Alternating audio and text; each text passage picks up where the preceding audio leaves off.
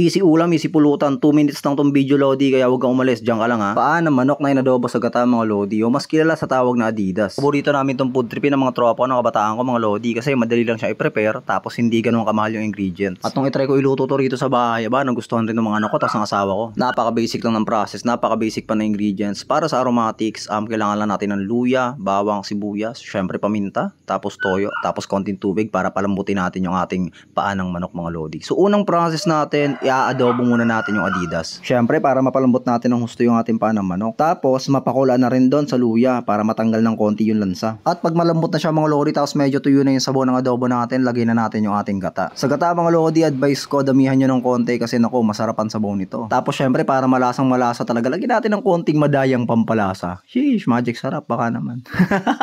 And wag natin kakalimutan yung ating siling labuyo para naman mayroong konting kagat sa labi. Dahil pang ulam lang yung purpose ito, mga Lodi, konting sili lang ilalagay ko. Pero kung pampulutan, mga Lodi, mas okay kung kargado ng sili, no? Kung pupulutanin nyo to, mga Lodi, tapos hindi siya ganun kaanghang, ako na magsasabi sa inyo, panigurado. Sa sobrang sarap nito, gagawin tong picnic ng mga matatakaw sa pulutan yung kainuman. Ang gaya na like kong sinasabi, guys, pag nailagay nyo na yung gata, dapat low to medium heat na lang yung apoy nyo. Ayan, pag medyo nagmamantika na yung gata natin, mga Lodi, maglagay tayo ng siling panigang para medyo mabango siya. And just like that, mga Lodi, magsantok na tayo ng kanin. Well, sa kanin naman, mga idol, mas masarap to pag bagong sain yung kanin. Kasi malapot ang sabaw nito, mga Lodi. At pag lumamig siya, nagiging siyang parang gelatin. So pag mainit yung kanin, ayun, lagi lang tunaw yung sabaw katulad nito, di ba? Uy, sarap naman yan. At syempre, hindi kompleto yung cooking content natin kung wala tayong test check. So tara, tikman na natin. So yan na siya, guys.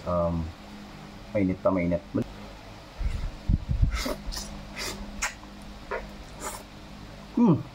Grabe yun, guys.